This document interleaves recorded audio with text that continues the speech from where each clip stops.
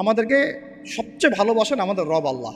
সত্যিকারের ভালোবাসার ডেফিনেশনটা হচ্ছে যে আপনি নিঃস্বার্থভাবে কাউকে ভালোবাসেন। আমাদের আশপাশে যারা আছে, যারা হালাল, ইভেন হালাল, আমার মা, আমার বোন, আমার বাবা, আমার স্ত্রী, আমার ছেলে, আমার মেয়ে, এদেরও যদি কখনো স্বার্থে আঘাত পড়ে, দেখবেন সেও আপনার পাশ থেকে সরে যাচ্ছে। এমন হয়নি কখনো? আপনার বন্ধু, আপনার ব্যবসার পার্টনার, আপনার বস, আপনার কলিগ, ওদের স্বার্থে আঘাত হলে ওরাও সরে যাচ্ছে পাশ থেকে, জিগরি দোষ সরে গেল পাশ থেকে, হয় না এমন? ভালোবাসা দুই প্রকার। বলেন কয় প্রকার? আমার সাথে বলেন, এখানে শেষ করে দিব 10টা মিনিট। ভালোবাসা কয় প্রকার? একটা হচ্ছে নিঃস্বার্থ ভালোবাসা। কি স্বার্থ? কোনো স্বার্থ নাই, নিঃস্বার্থভাবে ভালোবাসা। একটা হচ্ছে কোনো না কোনো স্বার্থ জড়িত আছে এমন ভালোবাসা। আপনার স্ত্রীর চাহিদাও যদি আপনি পূরণ করতে ব্যর্থ হন, দেখবেন স্ত্রীর সাথে আপনার গন্ডগোল লেগে যাচ্ছে, যদিও সে হালাল বৈধ। তাই না? এমন হয় না অনেক সময়? আমি তো অনেক দিন বলেছি, অনেক দিন আগেও বলেছি, 5 বছর 6 বছর আগে, যে মানুষ আসলেই মানুষের অবস্থানকে মূল্যায়ন করে। ভিতর থেকে মানুষকে শুধু মূল্যায়ন করে আল্লাহ রাব্বুল আলামিন। না হলে কি হতো? এই যে এত অন্যায় আমরা করেছি, আল্লাহ পাক কি আমাদেরকে ছেড়ে দিয়েছেন, ফেলে দিয়েছেন, গজবে ধ্বংস করে দিয়েছেন? এই যে আল্লাহ পাক যে আমাদেরকে মহব্বত করেন, ভালোবাসেন, তার প্রমাণ এগুলো। আল্লাহ পাক চান যে আমরা যেন ফিরে আসি। আল্লাহ পাক বলছেন, সারা দুনিয়ার সমান গুনাহও যদি সে করে ফেলে, আসমানের সমানও গুনাহ করে ফেলে, খালি তওবা করে ফিরে আল্লাহকে বলবে, আস্তাগফিরুল্লাহাল্লাযী লা ইলাহা ইল্লা হুয়াল হাইয়ুল কাইয়্যুম ওয়া আতুবু ইলাইহি। আল্লাহ পাক বলছেন, খালেস তওবা করলে গুনাহ তো মাফ করে দিবই, আগের গুনাহগুলোকে নেকি দিয়ে পরিবর্তন করে দিব। না ভালোবাসা না? আল্লাহ পাক সৃষ্টি করেছেন আমাদেরকে ভালোবেসে। কোরআন খোলেন, সূরা সদ পড়েন। সূরা সদের মধ্যে দেখবেন আল্লাহ বলছেন, খালাকতু বিয়াদি মা মানাআকা আল্লা তাসজুদা খালাকতু বিয়াদাই, মানে তুমি ইবলিস কেন তাকে সেজদা করলে না যাকে আমি নিজ হাতে সৃষ্টি করেছি? এটা মহব্বতের বহিঃপ্রকাশ না? আল্লাহ আমাদেরকে নিজ হাতে সৃষ্টি করেছেন। আল্লাহ পাকের হাত কেমন এটা আমরা ব্যাখ্যা করতে যাব না। এর হাতের অর্থ কি সেটাও ব্যাখ্যা করার, তাহবিল করার দরকার নাই। কোরআনে আসছে যেভাবে সেভাবে আমরা ঈমান রাখবো, ঠিক আছে ভাই? এখানে আবার অনেকে অনেক তালগোল বাগায় ফেলে এবং বিভ্রান্ত হয়ে যায়, এদিকে যাওয়ার দরকার নাই। এখানে বোঝানো হচ্ছে আল্লাহ রাব্বুল আলামিন আমাদেরকে মহব্বত করে সৃষ্টি করেছে। এই পুরো সৃষ্টি জগৎটাই তো আল্লাহর মহব্বতের বহিঃপ্রকাশ। সব কিছু এত নিপুণভাবে চলতেছে, এটা মহব্বতের বহিঃপ্রকাশ না? আমি আপনাদেরকে নিয়ে যদি কোনোদিন কক্সবাজারের সৈকতে তারা দেখাতে পারতাম, তাহলে আমি বুঝাইতে পারতাম আপনাদেরকে যে এই মহাবিশ্বটা ঠিকই আছে কীভাবে। তারার মধ্যে একটা গাণিতিক ক্যালকুলেশন আছে যেটা সবাই জানে না। যারা একটু অ্যাস্ট্রোনমি নিয়ে পড়াশোনা করেছে তারা জানে। আপনার মানে মাথার বিবেকই উল্টায় যাবে যে এত সূক্ষ্মভাবে কীভাবে আল্লাহ রাব্বুল আলামিন এই মহাবিশ্ব সৃষ্টি করলেন। এক চুল এদিক ওদিক হলে পুরো বিশ্ব কায়নাত ধ্বংস হয়ে যায়। এটা কি আল্লাহ পাকের মহব্বতের বহিঃপ্রকাশ না? আল্লাহ পাক তো বরং বলেছেন পুরো সৃষ্টি পরিবারটাই আল্লাহর আল্লাহর পরিবারের অন্তর্ভুক্ত, সুবহানাল্লাহ। এমনকি আল্লাহ পাক আমাদেরকে বলেছেন, তোমরা জমিনবাসীর সবার উপর রহম করো। ইরহামু মান ফিল আরদ ইয়ারহামুকুম মান ফিস সামা। তোমরা সবার উপর রহম করো, দয়া করো। দয়া রহম এটা তো মহব্বতের একটা অংশ। তোমরা সবার উপর দয়া করো, রহম করো, মহব্বত করো। এটা কি হবে? তাহলে আল্লাহ পাক আসমানে যিনি আছেন, আল্লাহ পাক তোমাদের উপর রহম করবে ইনশাআল্লাহ।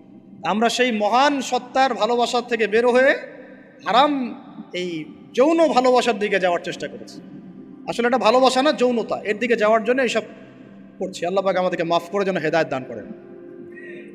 আল্লাহ পাক কত ভালোবাসেন এটা নিয়ে বলতে গেলে আজকে রাত শেষ হবে। দেখেন, আল্লাহ রাব্বুল আলামিন আদম আলাইহিস সালামকে সৃষ্টি করেছেন, করে সমস্ত নাম শিক্ষা দিয়েছে। নাম মানে হলো ইলম। নাম মানে কি? ভালো না বাসলে আল্লাহ পাক কাউকে সবচেয়ে সেরা কিছু দান করেন। সূরা ৩ আল্লাহ পাক কি বলেছেন? ওয়া তিন ওয়া যাইতুন, এগুলো শপথ করে, লাকাদ খালাকনাল ইনসানা ফি আহসানি তাকওয়িম। মানুষকে সবচেয়ে শ্রেষ্ঠ কাঠামো আল্লাহ পাক দিয়েছেন, দেন নাই? তো কাউকে যদি মহব্বত না করা হয়, তাকে আপনি সবচেয়ে সেরাটা কি দিতে পারবেন? আল্লাহ পাক আমাদেরকে মহব্বত করেন, ভালোবাসেন, এবং আল্লাহ চান আমরাও যেন তাকে মহব্বত করি, তাকে ভালোবাসি। এবং আমরা যদি কাউকে ভালোবাসি, আল্লাহর জন্য ভালোবাসবো। কাউকে ঘৃণা করি, আল্লাহর জন্য ঘৃণা করব। মহব্বতও আল্লাহর জন্যে, ঘৃণাও কার জন্যে? আল্লাহর জন্য। আল্লাহ পাক সমস্ত ইলম শিক্ষা দিলেন। এটা কি ভালোবাসার বহিঃপ্রকাশ না? নূহ আলাইহিস সালামের কওম দীর্ঘদিন আল্লাহর কথা শুনে না, আল্লাহ পাক সবর করলেন, ধৈর্য ধরলেন, গজব দিলেন না, শেষ পর্যায়ে গিয়ে আযাব দিয়েছেন। এই যে আল্লাহ পাক সুযোগ দেন, সময় দেন, এটা কি আল্লাহ পাকের ভালোবাসা, দয়া না? এরকম প্রত্যেকটা কওমের ক্ষেত্রে হয়েছে। আমি তো ফিল করলাম এই ভালোবাসা নিয়ে ঘাটাঘাটি করতে গিয়ে যে আসলে আল্লাহ পাক যে আমাদেরকে সবচেয়ে বেশি মহব্বত করেন, তার সবচেয়ে বড় নিদর্শন কি জানেন? আমাদের কাছে আল্লাহ রাব্বুল আলামিন আল কোরআনের মতো কিতাব নাজিল করেছেন, আর আমাদেরকে আল্লাহ পাক নবী মুহাম্মদ সাল্লাল্লাহু আলাইহি ওয়াসাল্লামের উম্মত বানাইছেন। আল্লাহ পাক যে নবী মুহাম্মদ সাল্লাল্লাহু আলাইহি ওয়াসাল্লামকে এই দুনিয়াতে পাঠিয়েছেন না, এটাই সবচেয়ে বড় মহব্বত, সবচেয়ে বড় রহমত। কারণ তার সুন্নতে এমন কিছু নাই যেটা আপনি খুঁজে পাবেন না। আর তিনি আমাদেরকে যে মহব্বত করতেন, মুহাম্মদ সাল্লাল্লাহু আলাইহি ওয়াসাল্লাম আমাদেরকে যে মহব্বত করতেন, তিনি আমাদেরকে বলতেন যে আমরা তার ভাই। আমরা তার কি ভাই? মানে কি মায়ের পেটের ভাই? এটা বোঝানো হয় না। একটা হাদিসে তিনি বলেছেন আমি তো পিতৃতুল্য। তার মানে কি সত্যি সত্যি বাবা সন্তানের সম্পর্ক? রুহানি পিতা। তিনি কি ইমাম নন? তিনি ইমাম, তিনি নেতা, তিনি আমাদের শিক্ষক, তিনি নবী। তো তিনি আমাদেরকে যে মহব্বত করতেন, তিনি একদিন বলছিলেন নবী সাহাবীদের সামনে, কাশ আমি যদি আমার ভাইদেরকে দেখতে পেতাম। সাহাবীরা বলছেন, ইয়া রাসূলুল্লাহ আমরা কি আপনার ভাই না? তখন নবীজি বলছেন, না, তোমরা আমার সাহাবী। আমার ভাই তারা যারা আমাকে না দেখেই আমার প্রতি ঈমান নিয়ে আসে। প্রত্যেক নবীকে আল্লাহ পাক একটা দোয়া করার চান্স দিয়েছে। কয়টা ভাই? এমন একটা দোয়া যেটা করলে আল্লাহ পাক কবুল করবেনই করবেন। করলে আল্লাহ পাক কি করবেন? অবশ্যই কবুল করবেন। নবী সাল্লাল্লাহু আলাইহি ওয়াসাল্লাম বলছেন যে সমস্ত নবী এই দোয়াটা পৃথিবীতে করে ফেলেছে।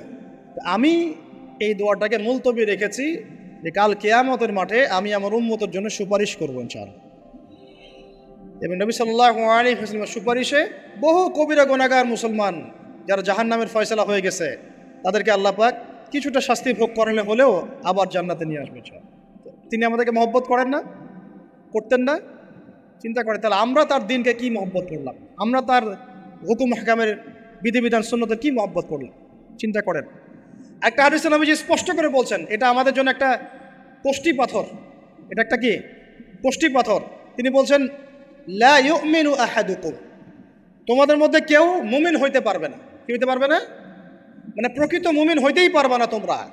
এ আমার উম্মত, তোমাদের মধ্যে কেউ প্রকৃত মুমিন হইতেই পারবে না যতক্ষণ না হাত্তা আকুনা আহাব্বা ইলাইহি মিন ওয়ালিদিহি ওয়ালাদিহি ওয়ান নাসি আজমাইন, যতক্ষণ না আমি মুহাম্মদ সাল্লাল্লাহু আলাইহি ওয়াসাল্লাম তোমাদের কাছে নিজের কি সন্তান, নিজের বাবা মা এবং সমস্ত মানব জাতির থেকে বেশি প্রিয় না হচ্ছে। আর এটা আবার বলি, নবীজি বলছেন কেউ ততক্ষণ পর্যন্ত প্রকৃত মুমিন হতে পারবে না যতক্ষণ না আমি মুহাম্মদ সাল্লাল্লাহু আলাইহি ওয়াসাল্লাম তার কাছে তার সন্তান, তার পিতা, এমনকি সমস্ত মানব জাতি থেকে বেশি প্রিয় না হচ্ছে। আর আমরা যারা আগামীকালকে এইটার প্রিপারেশন নিয়েছি, আসলে কি আমাদের কাছে নবী প্রিয় বেশি না আমাদের দুনিয়ার স্বার্থ বেশি প্রিয়? যারা এগুলো করবে তাদের কাছে কি সত্যিই নবী প্রিয়? তাহলে তারা করতে পারতো না। যদি নবী আমাদের কাছে সবচেয়ে বেশি প্রিয় না হয়, আমরা মুমিন হতে পারছি না। আর যাদের কাছে নবী প্রিয় তারা কখনো এমন হারাম কাজে যেতে পারবে না। যারা যাচ্ছে তারা কখনোই নবীকে ভালোবাসে না, কোশ্চিনকালেও না। শোনেন, উমর রাদিয়াল্লাহু আনহুর নাম শুনেন নাই? বললে অনেক কথা ভাই, অনেক কথা, কোনটা রেখে কোনটা বলে। উমর রাদিয়াল্লাহু আনহু একদিন এসে বলছেন খলিফাতুল মুসলিমিন, মুসলিমদের তিনি খলিফা। জান্নাতের সুসংবাদপ্রাপ্ত 10 জন সাহাবীর একজন। জান্নাতের সার্টিফিকেট পেয়েছেন পৃথিবীতে কয়জন সাহাবী? একটা হাদিসে একসাথে 10 জন। ওই 10 জনের অন্যতম একজন, যিনি এমন শাসন ব্যবস্থা পৃথিবীতে প্রতিষ্ঠা করেছিলেন যার মতো মিসাল এখন পর্যন্ত পৃথিবীতে আর দেখা যায় নাই। একটা হাদিসে আসছে যে রাস্তা দিয়ে ওমর হাঁটে ওই রাস্তা দিয়ে শয়তান হাঁটে না। কি বুঝলেন? শয়তান যদি দেখে ওই যে ওমর, ও আর ওই যাবেন ওই রাস্তা না। এই হচ্ছে ওমর ইবনে খাত্তাব। আমার পরে কোনো নবী নাই। নবীজি বলছেন আমার পরে কোনো নবী নাই, লা নবিয়্যা বাদি, আমার পরে কোনো নবী নাই। যদি হতো তাহলে ওমর হতো, যদি হতো তাহলে ওমর হতো। অন্য একটা হাদিসে আসছে আমার পরে কোনো নবী নাই, তবে তুমি আমার, এটা অন্য সাহাবী সম্পর্কে, আলী ইবনে আবি তালিব সম্পর্কে, তুমি আমার জীবনে তেমন মূসার জীবনে হারুন ছিল যেমন। এটা হচ্ছে আলী ইবনে আবি তালিব। তো এখানে কথা হচ্ছে উমর রাদিয়াল্লাহু আনহুর মতো মানুষ নবীর কাছে এসে বলছেন সাল্লাল্লাহু আলাইহি ওয়াসাল্লাম, ইয়া রাসূলুল্লাহ ওয়াল্লাহি লা উহিব্বুক, আল্লাহর কসম করে বলছি আমি আপনাকে অনেক মহব্বত করি, ইল্লা মিন নাফসি, আমার নফসের চেয়ে বেশি না। মানে আমি আমার জানের চাইতে আপনাকে বেশি মহব্বত করি না। কথা কি বুঝতে পারতেন কি? মানে আমি আপনাকে অনেক মহব্বত করি ইয়া রাসূলুল্লাহ, সব কিছু থেকে বেশি মহব্বত করি, কিন্তু আমার নিজের জানের চেয়ে বেশি না। নবী সাল্লাল্লাহু আলাইহি ওয়াসাল্লাম বলছেন লা ইয়া ওমর, এখনো মুমিন হওনি ওমর। কাকে বলছেন? কাকে বলছেন? জান্নাতের সার্টিফিকেট প্রাপ্ত একজন মানুষকে লা ইয়া ওমর, এখনো হওনি। তখন নবী সাল্লাল্লাহু আলাইহি ওয়াসাল্লামকে তিনি একটু পরে আবার বলছেন ইয়া রাসূলুল্লাহ ওয়াল্লাহি আলান, এখন লা হাব্বা ইলাইয়া মিন কুল্লি শাই হাত্তা মিন নাফসি, এখন থেকে আপনি আমার কাছে সবচেয়ে বেশি প্রিয় সব কিছু থেকে, এমনকি আমার নফসের থেকেও বেশি প্রিয়। তখন নবীজি বলছেন আলান ইয়া ওমর, এখন ওমর, এখন তুমি মুমিন হলে। তাহলে যারা আমরা নবীর সুন্নতের খেলাফ এইসব অপসংস্কৃতি, নোংরামি, জেনা, ব্যভিচার, কনসার্ট, নাটক, সিনেমা, পরকিয়া, এইসব তথাকথিত ভালোবাসা দিবস, এই জেনা দিবসগুলো পালন করছি, আমরা কি আসলেই নবীকে ভালোবাসি? আমরা কি সত্যি আল্লাহকে ভালোবাসি? আল্লাহ পাক আমাদেরকে বোঝার তৌফিক দান করে না, জাহিলিয়াত থেকে ফিরে আসার তৌফিক দান করে। এরকম প্রচুর ঘটনা। ভালোবাসা তো এগুলোর নাম। ভালোবাসা কাকে বলে জানেন? সাহাবীরা বাসায় যেতেন, আবার দৌড় দিয়ে আসতেন নবী সাল্লাল্লাহু আলাইহি ওয়াসাল্লামের চেহারাটা একটু দেখার জন্য। এটার নাম ভালোবাসা। আপনারা যদি উমরা করতে যান, হজ করতে যান, দেখবেন বারবার আপনার নবীর রওজায় গিয়ে সালাম দিতে মন চাইবে, যে আরেকবার দেখা করে আসি, আরেকটু দেখা করে আসি, আরেকবার সালাম দিয়ে আসি। ভালোবাসা কোনো স্বার্থ আছে এখানে? নবী সাল্লাল্লাহু আলাইহি ওয়াসাল্লাম কি আমাদের কাছে কোনো স্বার্থ দাবি করেছেন? আল্লাহ করেছেন। এগুলো ভালোবাসা। এই ভালোবাসা হলো প্রকৃত ভালোবাসা। আর এগুলো যেটা চলছে এটা হচ্ছে যৌনতা। এগুলো কি চলছে? যৌনতা। ভালোবাসার নাম দিয়েছে এখন যৌনতা। এগুলো ভালোবাসা না, এগুলো পাশবিকতা, প্রবৃত্তির দাসত্ব। প্রবৃত্তি মানে মন যা চায় তাই করতে চাচ্ছে। আপনার মন চাইছে একটা মেয়ের সাথে রাত কাটাবেন, এটাকে আপনি ভালোবাসা নাম দিলেন, কিন্তু এটা হচ্ছে ভালোবাসা না, এটা কি? প্রবৃত্তি, পশুত্ব, দাসত্ব, পশুত্বের দাসত্ব করছে। আল্লাহ পাক আমাদেরকে কথাগুলো বোঝার তৌফিক দান করুন। এরকম সাহাবীরা কত ত্যাগ করেছেন। তালহা রাদিয়াল্লাহু আনহুর নাম শোনেন না অনেকেই। নবী সাল্লাল্লাহু আলাইহি ওয়াসাল্লাম উহুদ যুদ্ধের দিন সংকটময় একটা অবস্থায় ছিলেন। তালহা রাদিয়াল্লাহু আনহু একা নবী সাল্লাল্লাহু আলাইহি ওয়াসাল্লামকে ঢাল হিসেবে পিঠ পেতে দিয়ে আসেন, উনার দিকে কোনো তীর যেন আসতে না পারে। শেষে দেখা গেল তার গায়ের মধ্যে 40 থেকে 50টা তরোয়ারের আঘাত আছে, তীরের খোঁচা আছে, বর্ষার খোঁচা আছে। এই অবস্থায় তিনি নবীকে কাঁধের মধ্যে নিয়ে উহুদ পাহাড়ে উঠেছেন নবীকে সেভ করার জন্য। ভালোবাসা। এটা কি? কোন স্বার্থে? কিসের স্বার্থে? দুনিয়ার স্বার্থে? জান্নাতের স্বার্থে। একজন সাহাবী বাড়ি নির্মাণ করেছেন, তো নবী সাল্লাল্লাহু আলাইহি ওয়াসাল্লাম দেখে একটু খালি মানে হয় না, তুমি কে, কার বাড়ি এটা? বললেন আচ্ছা অমুক সাহাবীর বাড়ি। নবীজি একটু ভ্রু কুঞ্চিত করলেন, পছন্দ করলেন না, কিছু মুখে বলেন নাই, মুখে কিছু বলেন নাই, খালি একটু অসন্তুষ্ট হয়েছেন, এক্সপ্রেশন দেখতে বোঝা যাচ্ছে। তখন ওই সাহাবীকে জানানো হলো, তোমার বাসার সামন দিয়ে তো আল্লাহর নবী সেদিন হেঁটে গেলেন, তারপরে আমার বাসা দেখে, তোমার বাসা দেখে আল্লাহ নবী সাল্লাল্লাহু আলাইহি ওয়াসাল্লাম একটু অসন্তুষ্টি প্রকাশ করেছিলেন, মুখে কিছু বলেন নাই, এক্সপ্রেশন ছিল একটু অসন্তুষ্টিমূলক। 3 দিনের মধ্যে সেই বাড়ি ভেঙে গুড়িয়ে দিয়েছে। যেই বাসা দেখে আল্লাহ নবী সন্তুষ্ট হন না, আমি বাসা রাখবই না। ভালোবাসা কিসের জন্যে? কার জন্যে? কার স্বার্থে বলেন? আল্লাহর জন্যে, জান্নাতের জন্য, আল্লাহর স্বার্থে, আল্লাহর জন্য। কতগুলো বলে শেষ করবো আপনাদেরকে। সাদ বিন আবি ওয়াক্কাস রাদিয়াল্লাহু আনহু উহুদ যুদ্ধের দিন এইরকম করে তীর নিক্ষেপ করছেন। আল্লাহ নবী বলছেন, ইয়া সাদ, হে সাদ, তীর ছোড়ো, তোমার জন্য আমার পিতামাতা কুরবান হোক।